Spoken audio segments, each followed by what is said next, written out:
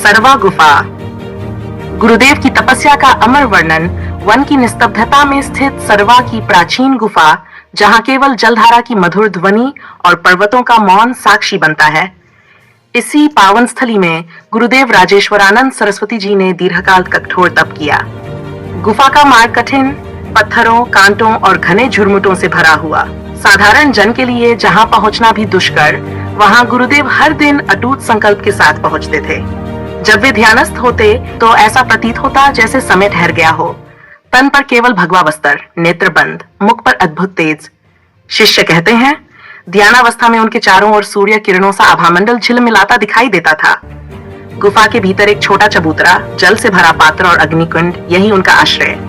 भोजन के नाम पर केवल फल, कंदमूल और कभी कभी थोड़ा सा जल। दिन रात वे जप, ध्यान और मौन साधना में लीन रहते और अद्भुत आध्यात्मिक शक्ति अर्जित करते। गुरुदेव कहा करते थे, गुफा का अंधकार बाहर नहीं, मन के अज्ञान में है। साधक जब भीतर का प्रकाश देख लेता है, तब समस्त संसार स्वयं उजाला बन जाता है। अपने शिष्यों को वे यही उपदेश देते कि सच्चा साधक वही है जो कठोरतम परिस्थितियों में भी साधना नहीं छोड़ता। आज भी सरवा गुफा उसी दिव्य ऊर्जा से भरी हुई है। वहां पहुंचने वाला प्रत्येक व्यक्ति एक अनकही शांति, पवित्रता और दिव्य वायु का अनुभव करता है। हजारों वर्षों का रहस्य समेटे आध्यात्मिक धरोहर सरवा की गुफा मध्य प्रदेश के छतरपुर जिले के बड़ामल हरा क्षेत्र के सरवा गांव में एक प्राचीन और रहस्यमयी गुफा है। हजारों वर्ष पुरानी मानी जाने वाली यह गुफा स्थानीय मान्यताओं के अनुसार महाभारत काल से जुड़ी है। कहा जाता है कि पांडवों ने अपने अज्ञातवास के दौरान कुछ समय यहाँ व्यतीत किया था। स्थान और पहुंच यह गुफा छतरपुर शहर से लगभग 52 किलोमीटर दूर घने जंगलों और पहाड़ी इलाकों के बीच स्थित है। कच्चे रास्ते से होकर यहाँ पहुंचा जाता है। हाल के वर्षों में विकास कार्यों के चलते गुफा के प्रवेश द्वार और परिसर में सफाई एवं पथ निर्माण कराया गया है, जिससे पहुंच अब अपेक्षाकृत आसान हो गई है। विशेषताएं: गुफा के भीतर एक विशाल शिवलिंग स्थापित है जो अमरनाथ की याद दिलाता है। माता पीताम्बरा और अन्य देवी मंदिर भी गुफा परिसर में मौजूद हैं। यहाँ कई छोटी बड़ी गुफाओं का जाल है, जिनमें से कुछ की गहराई अपार मानी जाती है और लोक कथाओं में इन्हें पाताल लोक तक जाने वाला मार्ग बताया जाता है। पुराने समय में ये क्षेत्र डाकुओं का अड्डा भी रहा। यहाँ से मानव और पशुओं की अस्थियां मिलने की कथाएं प्रचलित हैं। वर्तमान में कई साधु संत यहाँ गुप्त साधना करते हैं। महत्व सरवा की गुफा अब धार्मिक पर्यटन केंद्र के रूप में उभर रही है। भक्त यहाँ शिवलिंग के दर्शन करने, प्राकृतिक गुफा संरचनाएं देखने और भूल भुलैया जैसी सुरंगों का अनुभव करने आते हैं। जंगल क्षेत्र होने के कारण यहाँ सांप और जंगली जीवों से सावधानी बरतना आवश्यक है।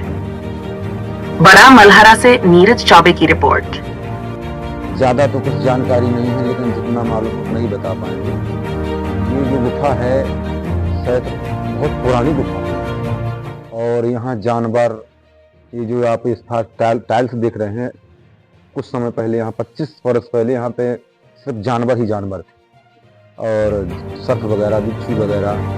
गुफा बहुत बड़ी है और आप जो यहाँ के बारे में जानना चाहते हैं तो गुरु जी थे हमारे, अभी बड़े स्थान तो उनने कम से कम यहाँ पे 2 वर्ष तो बड़े बंद के भजन किया है इस स्थान को जागृत करने के लिए। लोग बाग ऊपर नहीं आते थे, यहाँ पे झाड़ियाँ लगी थी।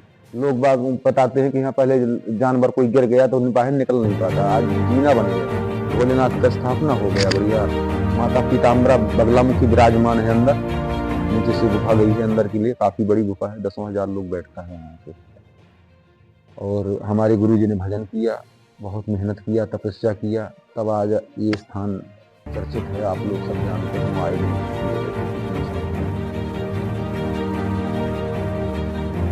श्री 1008 श्री एक हजारात श्री राजेश्वरानंद सरस्वती जी महाराज अवधूत, जो अपने गुफा के संचालक मैन गुरुदेव भगवान हैं। यहाँ के बारे में वही सब करते हैं, चलाते हैं।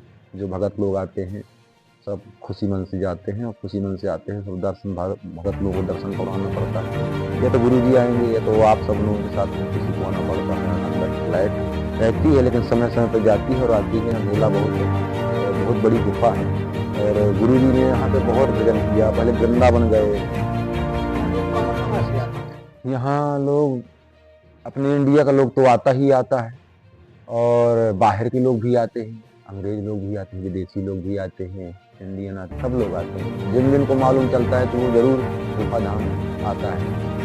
और ये चर्चित गुफा है, ऐसा भी नहीं। 20-25 साल से गुरु जी ने यही किया है कि जो भी आया भगत अगर टाइम पे टाइम आ गया, रात बिरात आ गया तो प्रसाद दिया, बिस्तर दिया, बैठने के लिए मान सम्मान दिया।